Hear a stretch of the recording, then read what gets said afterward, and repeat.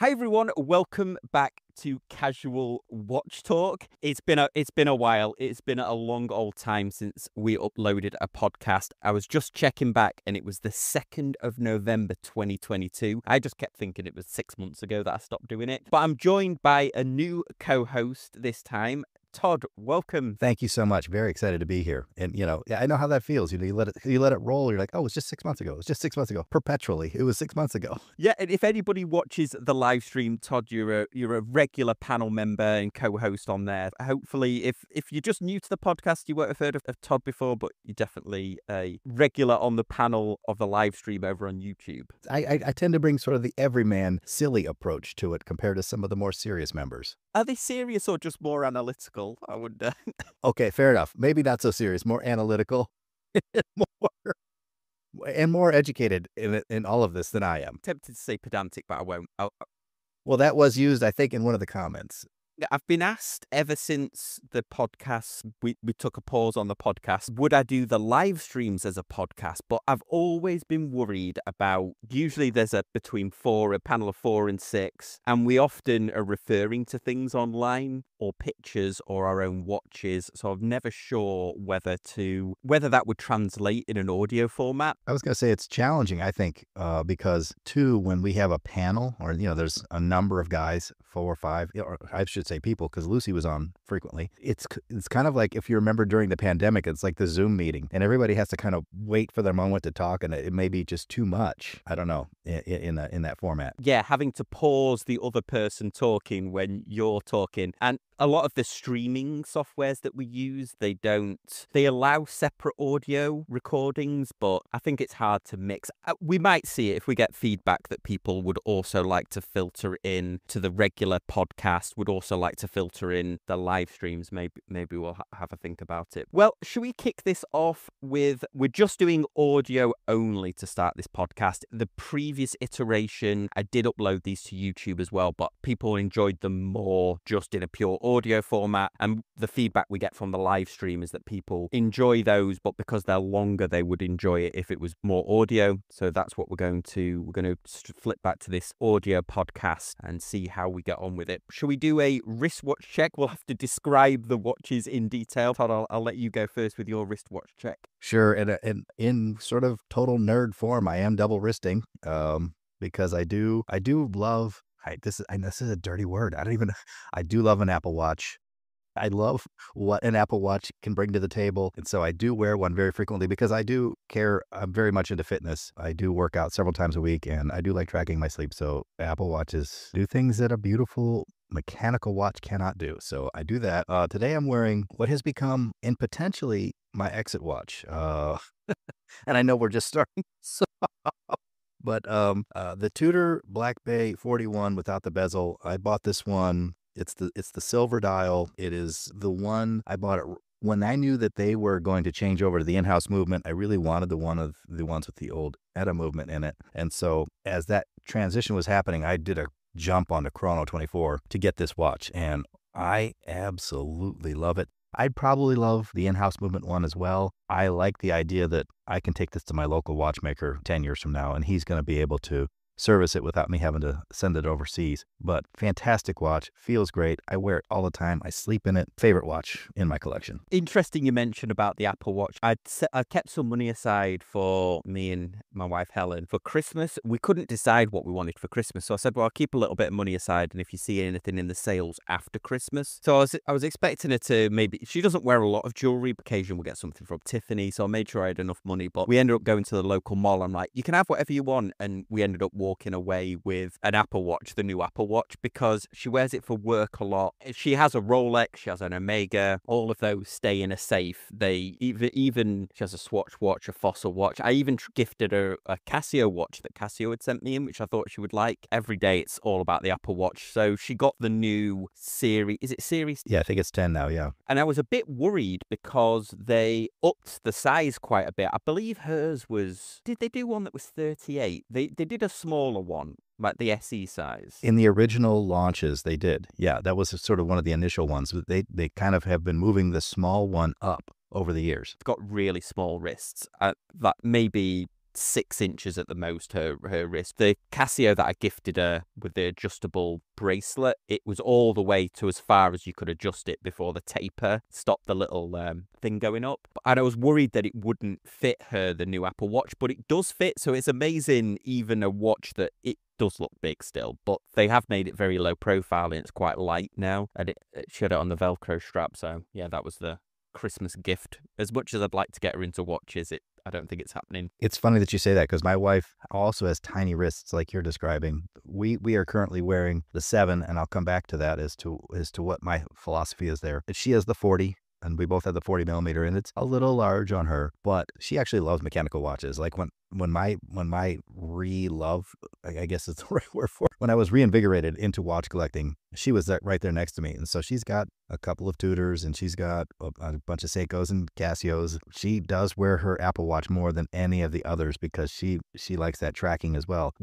I quit. I mean, I understand, like, you jumped into it, so you started fresh. That's another thing. Like, I look at my Apple Watches as kind of disposable. They are not an heirloom. They're not something I'm handing down. And Apple updates something a little bit every year, so those incremental changes are like, okay, whatever. So I generally buy 2 or 3 year behind on eBay. Instead of spending the big number, I spend $150, and I sell mine generally while it's still within update cycle, so people can get it and have it for another couple of years. And generally, you bought it for $150 and I sell it for like $75 or $80. So I get the Apple Watch for like $80 every few years as opposed to paying the $400 entry fee. Interesting you said this, because we traded her previous generation one in. They do it in store, which is really convenient, isn't it? She took the previous one off her wrist. They traded it in. She got about $85 for it, and Helen was looking at me. It's like, well, we bought it for 300 and something. I'm like, yeah, you've worn it. Trying to sell this thing on eBay, unsubscribing it from your account and everything. I said, I think $85 is a bargain, because if a family member would have wanted it, we would have given it away. Most of the family members have got Apple Watches, so that was really convenient that they do it there in the store. I wonder if that would encourage me to buy more mechanical watches. If you could go into Tudor and they were like, oh, what watch are you wearing? Oh, I'm wearing this. Oh, well, we'll give you $400 off this Tudor if you do it now, and you swap it there and then right off your wrist. I wonder whether that would, how many people would do that. Apple's got that really clever, the way that they do that, because with a phone, you get worried, don't go, oh, I'm going to have to go and erase it or back it up and stuff. But with a watch, literally took it off the wrist, took the strap off, and then they swapped it there and then, and she got $85 off the new 10, which brought it down to just over $300, I think, which is a bargain for the amount of time that she uses it. I mean, we're having the Apple Watch show instead of the Christopher Ward show right now, but they have figured out how to keep people in that ecosystem. They have figured out how to, they understand that their product is what it is. I mean, they build it that way. They know what they're doing, and that is not likely to happen at your Tudor AD. I remember when I was at the Tudor AD, and I told him, I said, oh, I'll come back. There's a couple I need to sell. And they're like, oh, what do you have? And I told them, they're like, yeah, okay, well, you can go sell those. They're not giving me money for that. It's funny, the Apple Watch as well, because in a lot of respects, it's probably the least sophisticated smartwatch that they sell. There's other in comparison, the Garmin's and things like that have a lot more features. The battery life, I've got a Garmin, and the battery life is 2 weeks or something, where an Apple Watch barely getting two days out of it. So I think that's always funny. But I showed my Garmin on my last State of the Watch collection, and I made a comment that at the time was kind of off the cuff, but since I've been thinking about it, is probably the reason why I don't wear the Garmin all the time. Because when I do wear it, I do have this overwhelming notion of, wow, I could sell all my watches and just have this Garmin, because it has everything on it. Also, it's tracking me during the day, and if we wear it at night, it's tracking my sleep. But then I feel beholden to it, because if you start tracking your sleep, you can't not track it for one night. Or if you're doing exercises and stuff, I almost feel as if they don't count unless I'm tracking it. So I got like a weird relationship with smartwatches. No, 100%. I mean, that's why I double wrist, because there's this reward system that's built into, like they've always said, they've gamified health, which I appreciate. That's important to me. So I do want to track my sleep. I mean, you nailed it. It's like, well, my son made fun of me because I was like, oh, I forgot to wear my Apple Watch. He's like, oh, so your workout didn't count. I'm like, well, I mean, it did, but I can't prove it. But the circles aren't complete. The circles didn't totally complete. No, when people, I've linked my Garmin to the Strava account, which is, I think, the only way that the Garmin can tie in with, I've got some smart scales and stuff. I forget that it automatically uploads to it, but occasionally I'll get a little notification. Oh, so-and-so thanked you for it. And I feel bad because I know that they're actual proper runners or cyclists. They are athletes that are doing this a lot. And then when they see my 15 minutes on the Peloton workout and then they're giving me a thumbs up, I feel a little bit, bad. It's kind of a participation trophy. There we go. We just did 10 minutes on smartwatches, which is We've just sold a bunch of Apple products. we're not sponsored. But if Apple want to sponsor us, we're definitely up for that. Let's go. I'm wearing on my wrist the watch that I've worn almost consistently since I got it, which was a surprise because I bought this as a travel watch, really. When I went back to the UK, I was really worried about taking my Braemon or my Christopher Ward because I'd watched all those. We were going to London for a bit and then back to my hometown of Manchester. And I was worried, oh, somebody's going to notice it on my wrist. And my wife was like, oh, maybe, it's not worth taking it. So I bought a quartz Seiko, the SNE 593, I think it is, or 598. The blue solar one, and I thought I'll wear it, then probably sell it like I do with a lot of stuff, and I've been amazed with it. These mid-range Seiko watches, I had a bit of a love-hate with Grand Seiko last year, but the Seiko watches, same with Citizen as well. I'm amazed at how wearable they make the cases. It's almost case magicians, I call the guys over at Citizen, and I think I would apply that to Seiko as well. Totally agree. But the funny part is you say that because, my wife is fully, we spend a lot of time together. She said when she saw your video about you're going to probably keep this, she goes, well, we'll see if Sam keeps it. We'll see.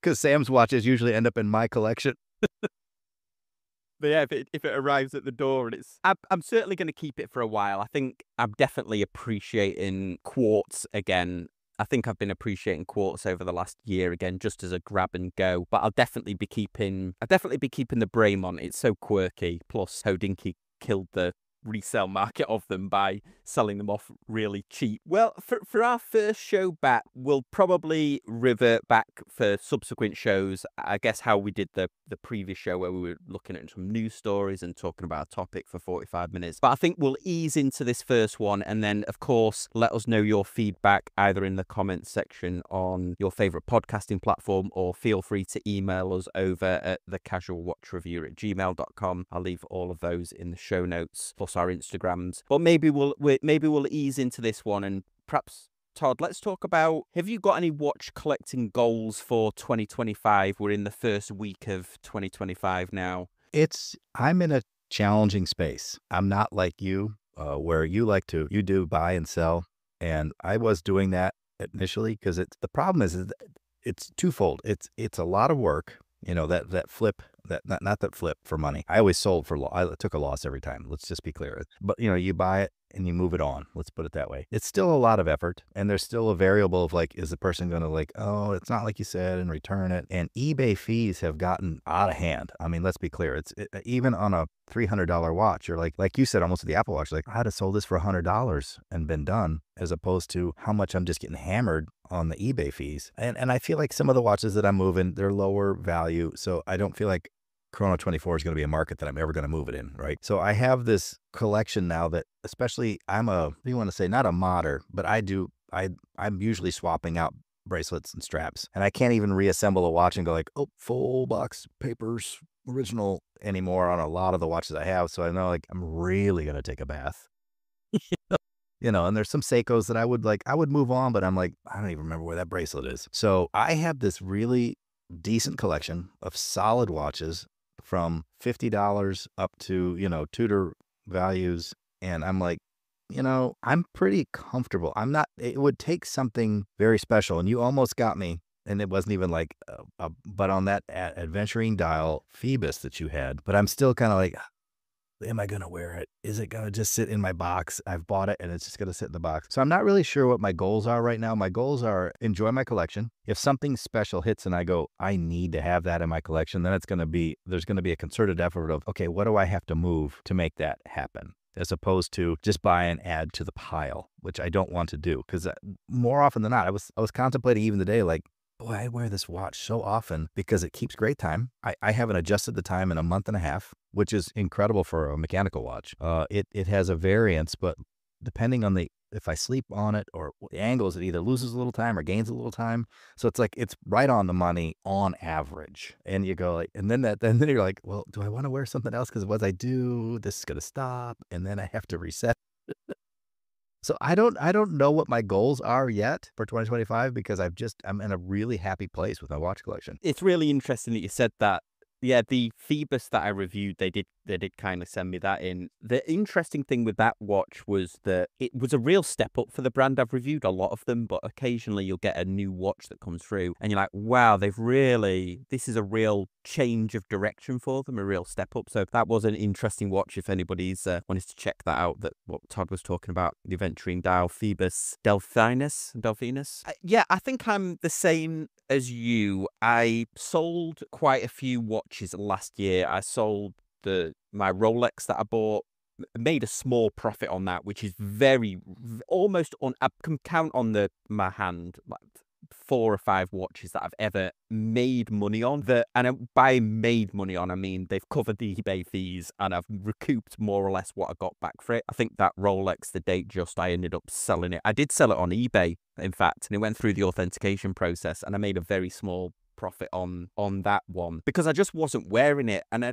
I really enjoyed owning a Rolex, but I also really like dive watches. I think knowing thyself, or whatever the expression is, I think over the years I've realized that I do enjoy dive watches and larger watches, and of course watches that have the date on them as well. I'm still sticking strong to that. So when I bought that Bremont, which is so many flaws with that Bremont, a couple of people were joking in the collection review that I was talking about that Bremont, but found myself wearing that more. I like the fact that it's British. I like the fact that somebody described it in one of the YouTube comments as Land Rover, where it's got a lot of flaws, but there's just something endearing about them. I feel that was a good analogy for Bremont, although I guess Bremont would love to have half the history that Land Rover has. I think that was one of their big problems, was at the start was inventing stories around their religion, their history, and trying to find what they could push on. Was it aviation? Was it military? Was it World War II inspired watches? Was it the ejector seats for modern aviators? I think they struggled, if anything, around creating a identity perhaps for themselves, and then they did the Ronnie Wood thing. But I think you had a Freudian slip. You said, I think you were going to say around their religion, which yeah, is what they do, right? Like, yeah, they create this larger scale where you're like, oh, well, this is why this is a great watch, as opposed to just, I think one of their mistakes was instead of trying to create that, they should have done what Christopher Ward did. Hey, you know what? We're new. We know we're new. We're trying to make something special for you. That worked. totally agree with you. What Christopher Ward are doing with the British Watch and Clockmakers Association, if Bremont had done that, hey, we want to make a really good British brand, and then exactly what you said, hey, this is why it is, this is why it exists, this is the pits that we are doing in England, this is why it's important that we're making it the way that it is, important we're making it where we do, and these are all of maybe there is some historical elements from the area that they're making the watch that they can put into the watch itself, not buying a history but leaning into things that they did. Bremont did a lot of World War II stuff, which some of the stuff was nice because it was commemorating World War II, but also that wasn't like Vertex, that was one of the Dirty Dozen that does have a lineage back to those World War II watches, whereas Bremont, it always seemed they were stumbling around certain areas. They did have a strong story with I forget the name of the ejector seat watch that they make, but they had that was like a new history that they were building for themselves. But I think they confused people, and then they did the tie-in with Jaguar that I don't think really paid off for them. Also, the watches were larger at one time, and I don't know that their distribution strategy in the US necessarily paid off. Also, they were expensive, and they tried to explain why they were expensive by saying they did a lot of the work, but I don't think they could really tie the two things together. The story didn't make a lot of sense why they were a lot more expensive than watches that they were trying to compete with. There didn't seem to be enough a value statement there from them. That's why I end up buying. I mean, I bought mine on a discount, but I don't know. That's what always put me off about them before. And their expensive came from, didn't they just go huge right out of the gate? Like they bought a huge facility and they bought their own machining equipment, and they like, wasn't it called the wing or something? I can't remember. They had a huge like a nut, for a better word, of a nut to cover. You know, like how do you offset this multi-million-dollar expense when you're just this brand new watch brand? You know, that was a big move. I think Braymont's been going for a longer than I think they've been going for. Honestly, I think of them as a new brand, but I think it's got to be 10, 15 years. It has to be that length of time, because Mike Pearson, who's at Christopher Ward, worked at Braymont for 10 years at least. You're right, they built that wing, and I think they were going to have it as a precision engineering location, weren't they? And I think there was a tie-in with, was it Silverstone or something? Somebody is shouting in their car now at this podcast who does know the history of Braymont, and they're like, why don't you even know the history of Braymont? Maybe that's part of the problem, because it is forgettable. The story of Braymont is forgettable. And I always remember they did,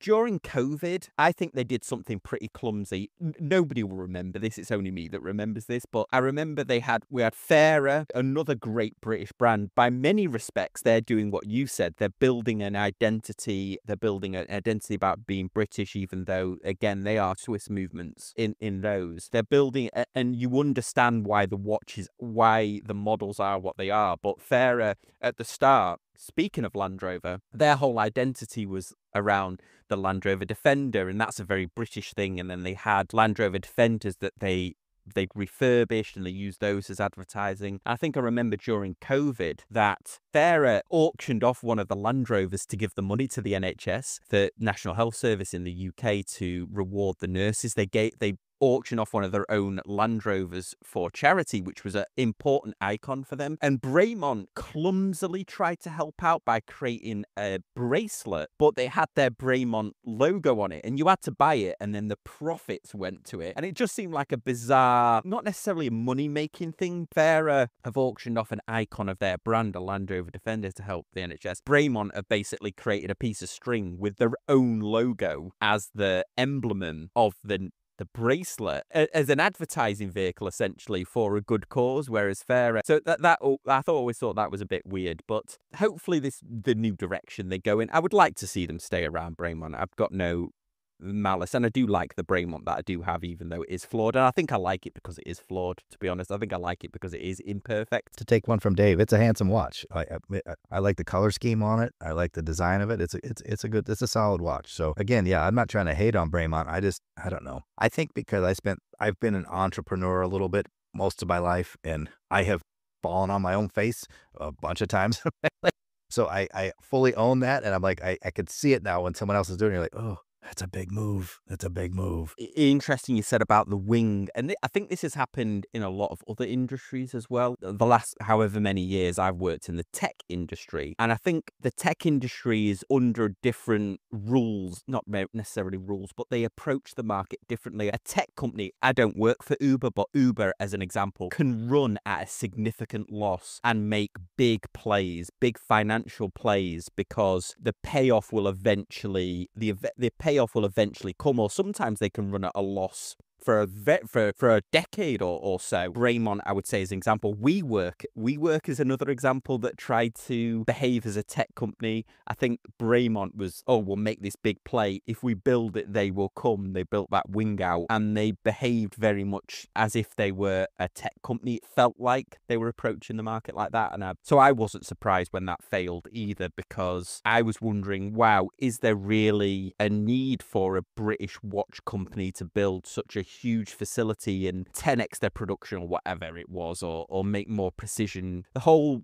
story didn't really lead up to that, whereas as opposed to Christopher Ward, each of their watches makes sense. They surprise the market, like with the Bel Canto, but the story of how the Bel Canto came about it makes sense in the whole chronology of their timeline, Christopher Ward. Totally agree. And it's tough to apply the tech company dynamic to real world hard goods. I think that's the problem. We're about to embark on an amazing experiment within America, watching people like Elon Musk who live in that tech company mindset and try to apply that to practical everyday stuff. Like it's a very different game, because there's two things, the tech company, because that was one of the things I was a part of early on. When I was an early part of a tech company back in the 1999, right at the boom, of .com. You can sell on speculation because we don't know what it's going to do. You don't know. But if you're not selling that product even out of the gate at all, at a good,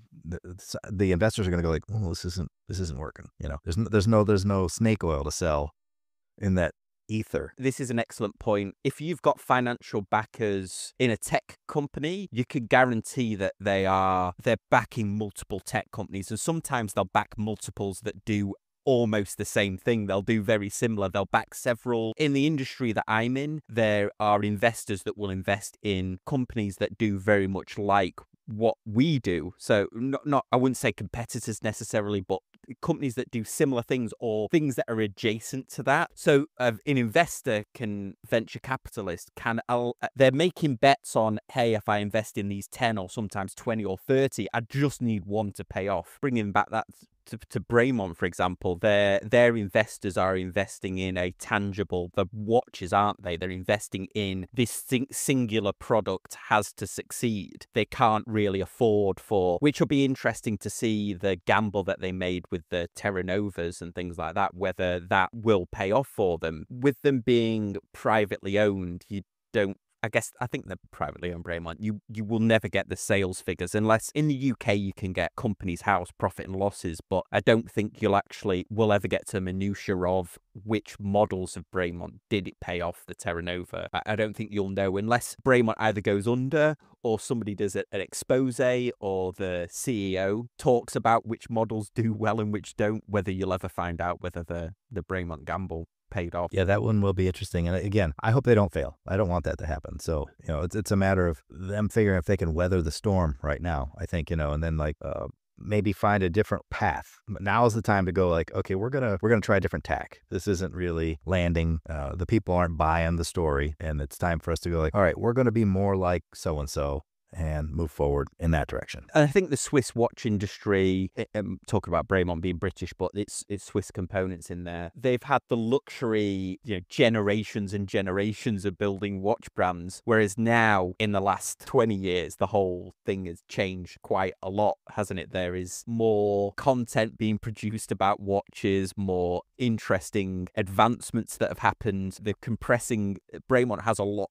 to do. The Terra Nova had such a shock value at the start, but they perhaps haven't got the luxury of time to work out whether it's going to save the company. I wonder whether they're going to bring out new models in Watches and Wonders and stuff like that to try and test different things out. Because they're in the tech industry, you can develop stuff fast or prototype stuff fast and then see in the market, you can prove it out whether, hey, does this work? Whereas the watch industry, you can't. It might take several years to design a watch and then get it to production and get it tooled and then actually bring it out. And then if it's not a hit, then you've lost a lot of time. Well, that's been the fascinating thing, right? Like, again, here we are, Christopher Ward talk, but they did cut out a lot of those production cycles and used a lot of modern technology to be able to like, okay, let's try this, as opposed to we've carved all these little tiny intricate bits. Oh, that didn't work, and we had to start from scratch again. Like they cut that cycle down very much. I think you said a huge thing in that the Swiss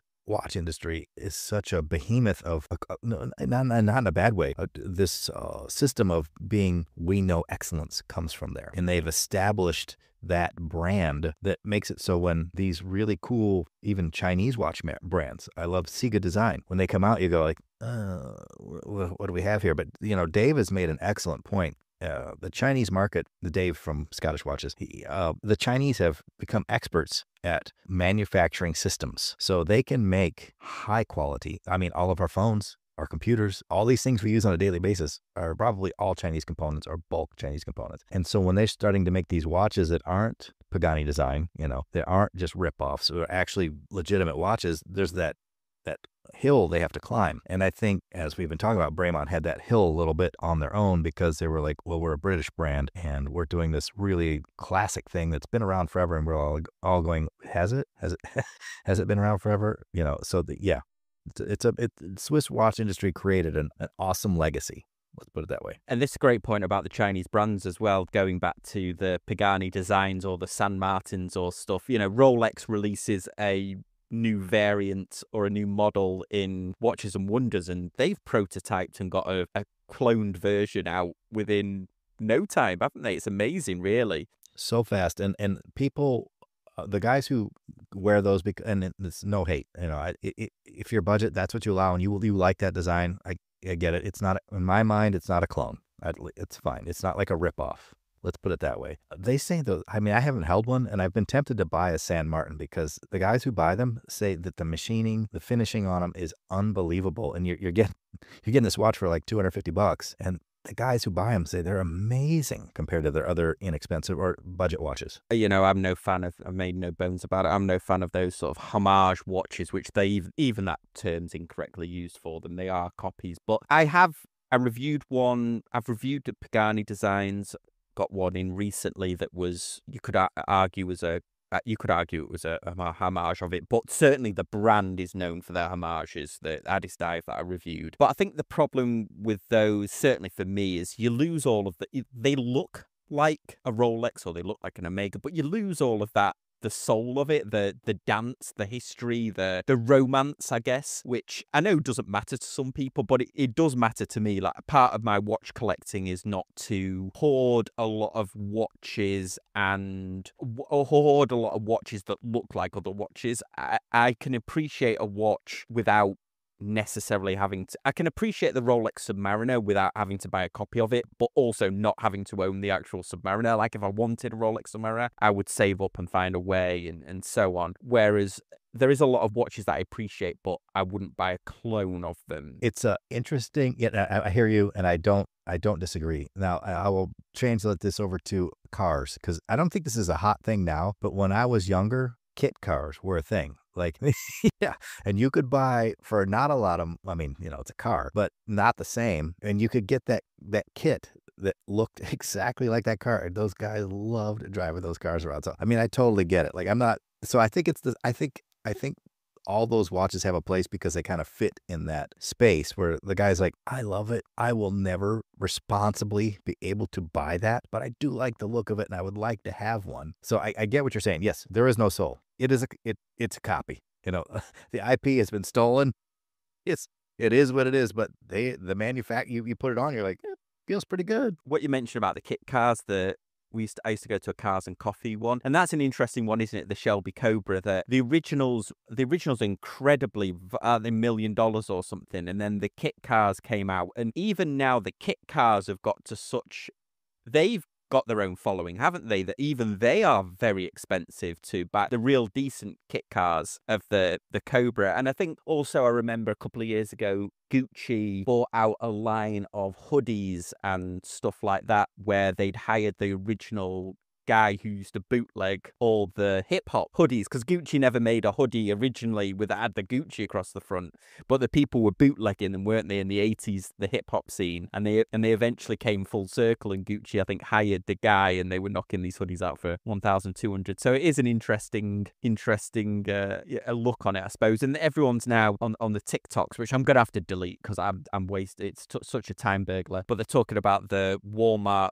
Birkin bag, the Hermes Birkin bag. Walmart's made a dupe of it, and people are going crazy for it. Of course they are. I mean, that's the whole thing. Who knows? Maybe one day these Pagani design guys are going to be working over at the Rolex factory, working on the cases. Yeah, or suddenly, I think San Martin's probably got a better chance of making an iconic watch, haven't they? If they flipped, I really like, we were talking about Phoebus. I really like what Phoebus are doing, but often people comment, oh, they used to make homages. I mean, I've never seen one of their homages that they used to make, but whenever I've been reviewing them, they've always been quite a unique. I'll tell you this, San Martin, if you go look at I'll send you some links. They've got some original design ones now that are awesome, and they're using these really fun color combinations. They've got one that's like a teal and like a mandarin orange and white, and it's like a GMT, and I'm looking at that thing going, it's not a copy of anything, and I love the look of that watch. So they've got some great original designs now. They have San Martin has pulled away from that homage look now. Because I mean, even let's be honest, even Christopher Ward sort of had a homage look at the beginning, or homage. Now they don't. They've pulled fully away from it, and San Martin has made that move. I think they still have a god awful logo. It looks like a skateboard brand, but the watches are different. They're not like anything you've ever seen before. I love a couple of their new GMT offerings. Yeah, I'm not totally closed-minded about reviewing one or getting one, and I certainly wouldn't review one that was a clone, but if they had some new stuff. I mean, I did review that Addis Dive because it did seem to be a weird one that wasn't... They were homaging a genre of watches instead of a specific one. I think they thought that they were homaging either an IWC or a Hamilton, but they'd actually used a lot of design elements from a World War II watch, so I thought it was quite an interesting thing. Perhaps they did it by accident, but they'd created a non-homage watch, or they were homaging a RAF watch, I think was perhaps a design that was an MOD design that anybody could make. So I think that was interesting. You reviewed another one recently too that I can't even say. It's like Vienzanico or something. Vienzanico. Like they used to be more homage-y, but I loved the one you reviewed. It was a great looking watch. That's one I've been really impressed with. They sent me an Aventurine dial, and then the last one they sent me the titanium. Yeah, the case is, the style of the watch is obviously, it's not breaking any boundaries. It's generic-ish looking, the case, but the fit, finish, and quality of it blew me away. That's the reason that I agreed to review another one in quick succession. They've done a really good job of it. But yeah, I think next year for me, I think I'm going to play it cool like you as well. I think I have a watch that covers most sections, and there's nothing that I really want. I still have a hankering for that Tag Aqua Racer a little bit, but I don't know whether I should try and take a year off. When I got into buying the Grand Seiko, I thought that the Grand Seiko Spring Drive that I bought, the GMT, was going to be my everyday watch. I thought, wow, finally I've got the Grand Seiko, I've got the Spring Drive that I've always wanted. I love the look of it. But when I got it, and then it just wore really badly. Maybe I built it up in my own head, but it just wore so poorly in comparison to standard Seiko. And then I got into a panic, and then I bought another one in quick succession, which I shouldn't have done. So I need to perhaps cool off a little bit and think more about my next purchase. Well, you just triggered something in my brain. So not 2025. I have 3 watches, probably 4, that are on my long-term goal list. I traded away at one point, I think to get this watch, I traded away a Tag Aqua Racer, and I want it back. So I need to put that back in my collection. I love that watch, and I shouldn't have traded it away, but whatever. I got this watch. I do really love this Seiko. My nephew got it. The new Seiko green dial GMT, the automatic one. It is gorgeous. I've had it in hand. It's about $1,500, and it is every bit a luxury watch. I was blown away by the build on it. And I want a black dial something Gato watch, probably going to be a Christopher Ward C63 Saylander and black dial. Like those are kind of in my, I'm going to get someday again watches. So I do have some. I just don't think this is the year. Yeah, I think I'm the same. I think I'm going to chill out for a year, see what happens, and then this will probably last a month. We'll keep checking in, but this will probably last a month. Well, that was the first of the new podcast. Very interested to know what everyone thinks. Feel free to email us. Join us over on the YouTube channel for our live streams on a Sunday. We'll keep the podcast audio going, but let us know if you enjoy it or not. Todd, thanks for joining me back after nearly 2 years. Thanks for having me in. I'm really enjoying it. Thank you so much for listening. Don't forget to follow us on your favorite podcasting platform, and we'll see you next time on Casual Watch Talk.